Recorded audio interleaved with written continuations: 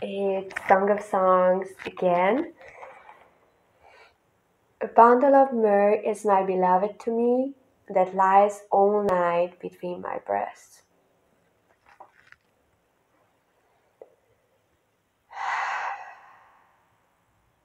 This is the first time the bride starts to respond to his compliments. And the bridegroom was telling her all kinds of compliments and likened her to different things, and now she starts to find words to express her love towards him. And you are like this, you are like that, and now she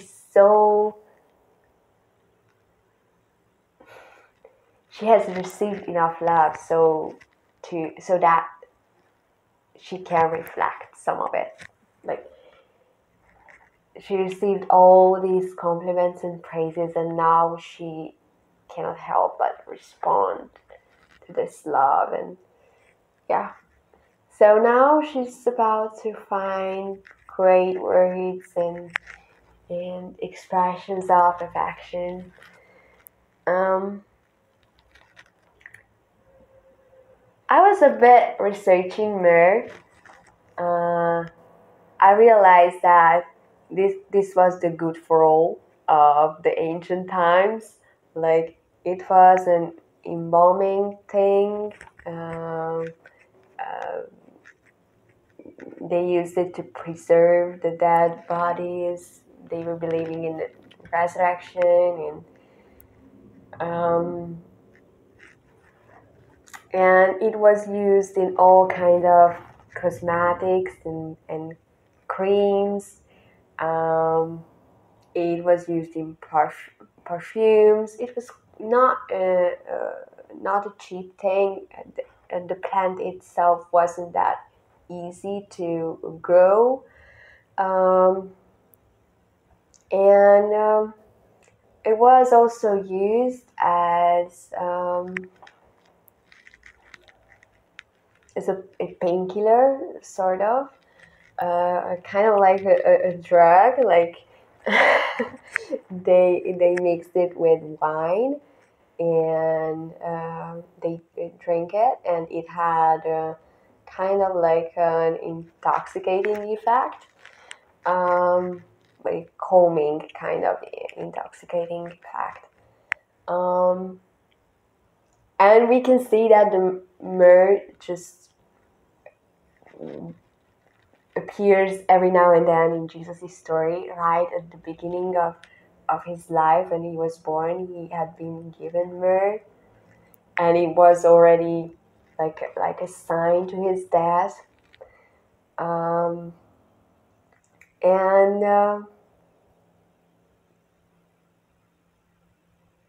when he died, the women went to the tomb to embalm him with myrrh and all kinds of spices, and that's when they found out he's risen. But before that, when he was dying, he was offered wine mixed with myrrh, which was this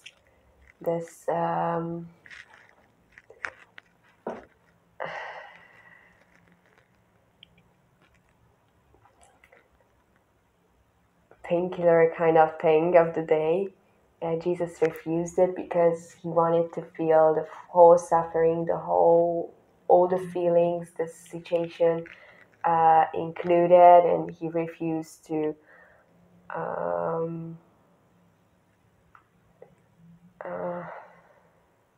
get any kind of like relief in that, because he wanted to go through it all, and he wanted the whole thing, all of the pain, all of the sacrifice. He was all in.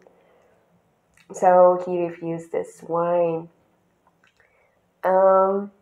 Actually, in all over Song of Songs, I can see the passion story. Like, reading between the lines, I can over and over again just see the Calvary, and like this mentioning the myhrr itself means death, like embalming and all that, death and pain, and the bundle of myhrr, like as Jesus was bound in his before his death and in his death to the cross, like this is the greatest expression of the bridegroom towards the bride, that he has died for us. And that was the culmination of all of history, and that was the thing when God could actually express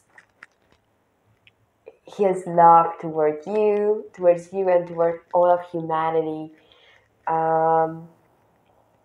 in the most extravagant way. So the loving expressions of Song of Solomon and the compliments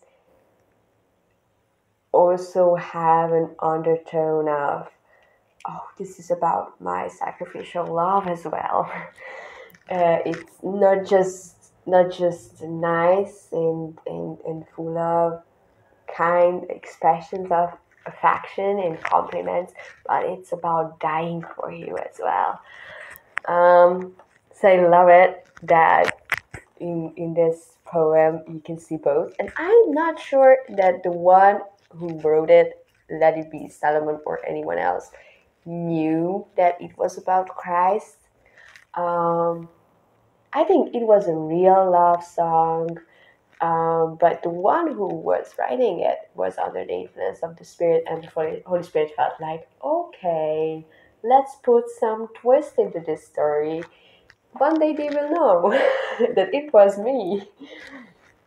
Anytime you let the creative flow of the Holy Spirit will put revelations into that creation that you were not aware of. And it happens all the time, no matter where you are as an artist. When you create, you realize that it was way more inspired than you thought.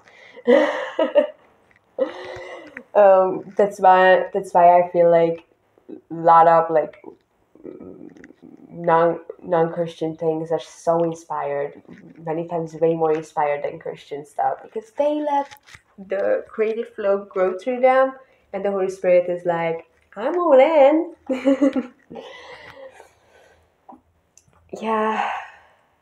So the myhrr itself is a sign that, yeah, this love of the bridegroom has many sides, and one of the sides is laying down his life for the bride.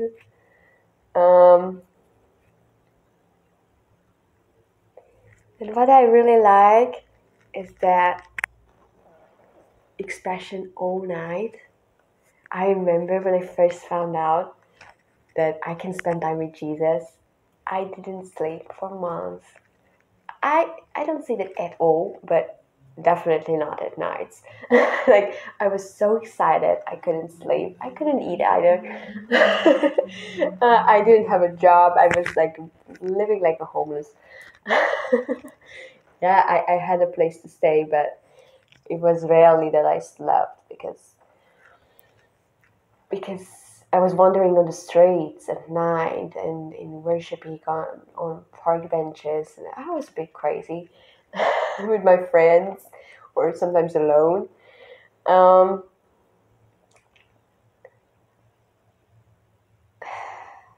there was a time when it was like a pressure, like all of my friends who are in full-time ministry or in like who live like monks and gave up their whole lives just contemplating and things like that. I have a bunch of friends like that, some crazy Hungarians, and it was a pressure on me, like if they stay up at night to spend time with Jesus, I must do that, and there was a pressure to it. So there was a time when I gave it all up and I didn't spend time with Jesus at night. I was experiencing him in all other ways, but so it's not that I left him or anything. It's just I couldn't stay up at night because it was a burden on me. So I don't tell you this to pick up this burden that you need to stay up night to have a good relationship with God or whatever. But now I realize that how much like laying down and resting and being with him is the same, and I can just rest with him. Like, I love it. He lies all night between my breasts, on my chest, on me, close to my heart, all over me. So it's like, in a Hungarian it says it rests on my chest. So it's like, so as long as it was like something to do, like a project to spend time with God, it was tiring and I didn't feel like doing it a lot. And I think there is a place to like deciding that I'm gonna give this whole night to you, I'm gonna give this whole week to you.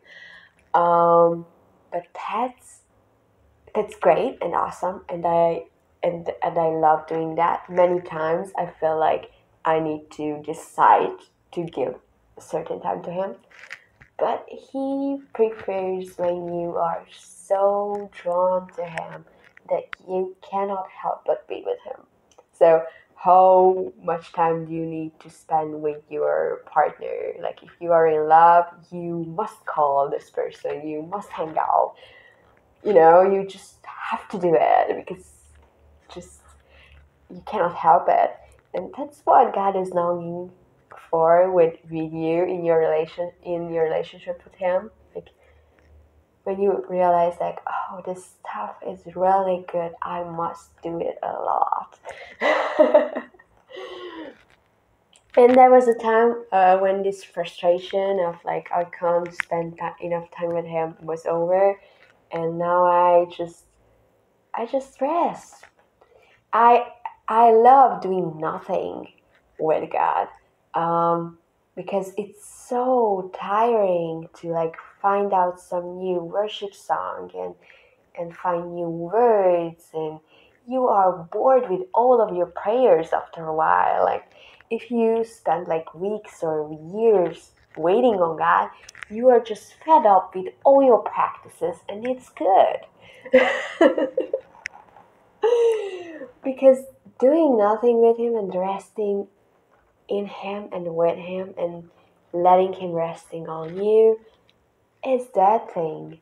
Like, and he can communicate without words. So it's great when you receive revelations and dreams and visions. I love all of them, but there is an essence to him which is beyond anything, like beyond words. And he can communicate of himself so much when you don't do anything. So you don't need to follow me, no pressure. I'm just sharing what I experience these days. I just lay down to take a nap, and somehow my brain or body, I don't know where, I have developed this ability. Maybe it's a grace gift, probably it is. I have this ability to be half asleep. Like, my huge part of my brain is asleep and my body is asleep, and the little tiny part of my brain enjoys that Jesus is there, everything is fine, I am loved, I am embraced, he's laying on me, in me, next to me, there is nothing to do, and yeah, that kind of thing. But usually I don't even have those thoughts. Almost my brain is switched off, and now I can see like a lot of like neurologists and scientists like Joe Dispenza and people like that who can talk about the psychological and physiological effects of like letting your brain fall asleep and switching off your brain.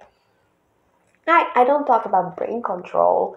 It's about like stopping thinking.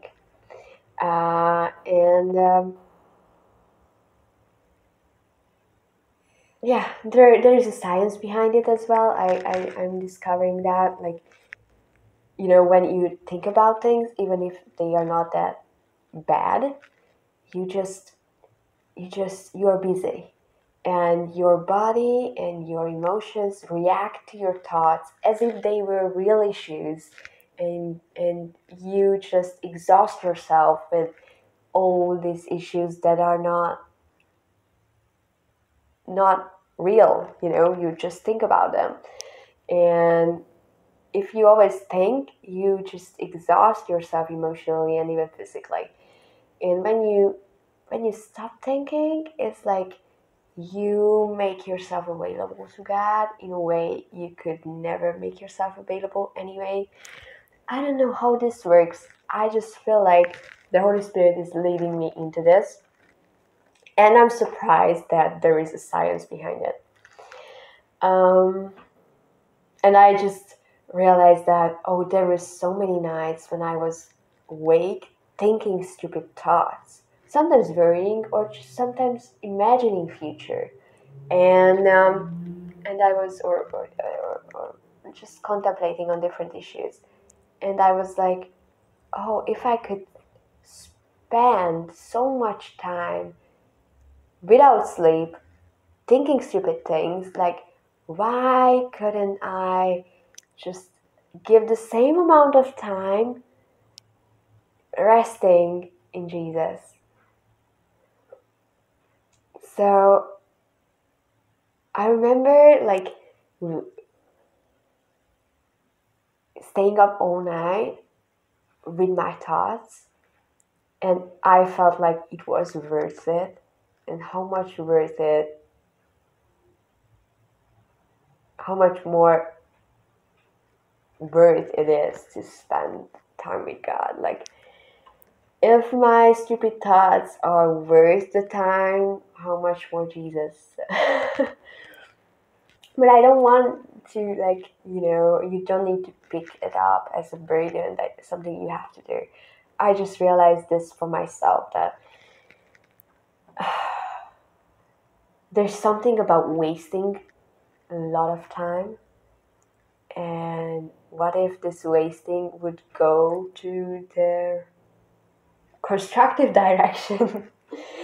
Not to the destruction of my personality, but for letting God infuse Himself into me. So that's where I'm at. I have this half asleep mode, and I love it, because it doesn't require any effort on my part to spend time with God.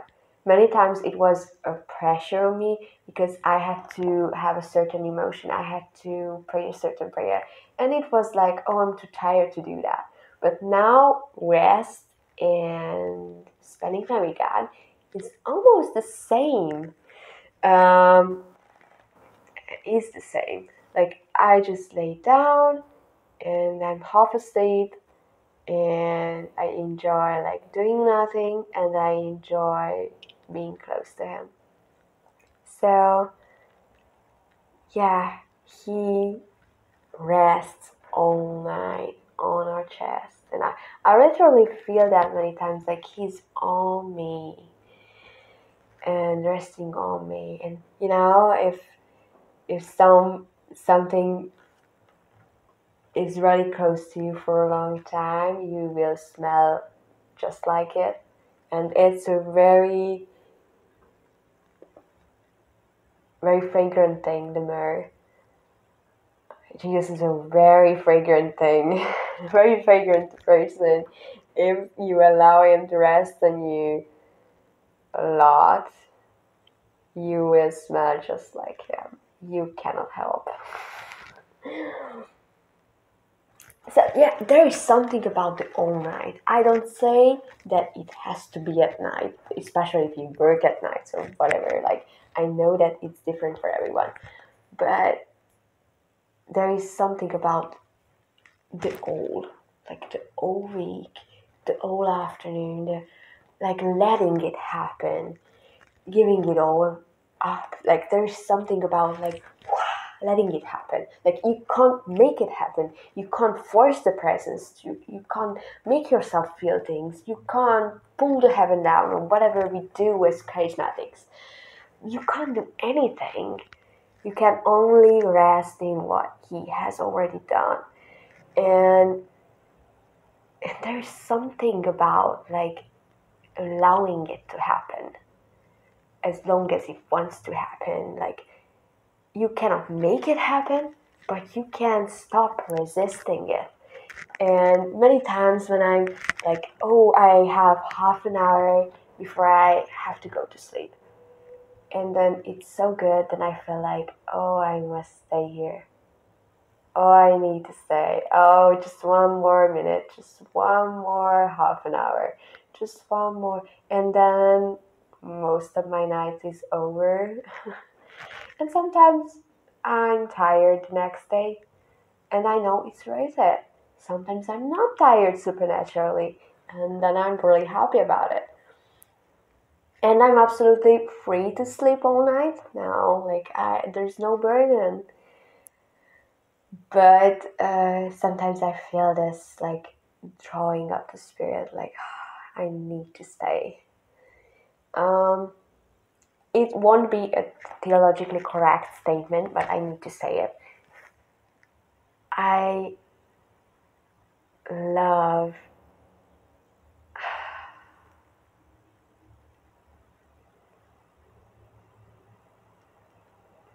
being close to him.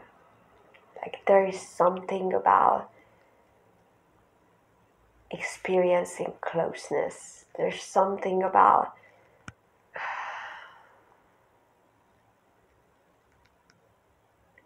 letting him happen. Not that you gain something, but that you realize something. And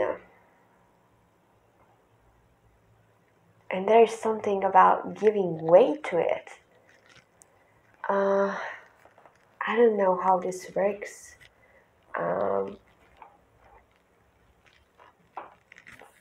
Yeah. But resting is stopping resistance, stopping fleeing mode. And that's why Jesus says it, come to me, all who are burdened, and I will give you rest.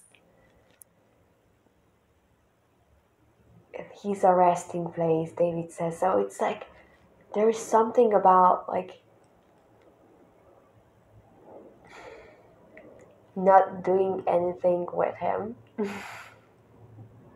I talk about this a lot because I need it the most. Like I'm the perfectionist, buzzing girl who's always figuring things out, super sensitive, super emotional.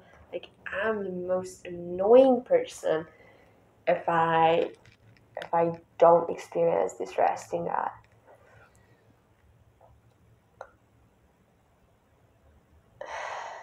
Yeah. Oh, I love it so much. This is when I know that I met him. He's always here. It's not correct theologically. This is how I know that I encountered him, is that I don't want to leave. Like, this is where my life came full circle. Everything makes sense. I don't need to do anything. I've accomplished everything I could. Everything is perfect. If I move my fingers, it will just take away from what already is. So I don't even move. I don't bother this thing. Like everything is perfect. And I don't try to add to it. I need to stay here. This is when I know that I encountered him. He is here, of course. But there's something about experiencing it. Um, yeah. So this is where I know that, oh, I won't even move a finger anymore. Like, this is perfect life.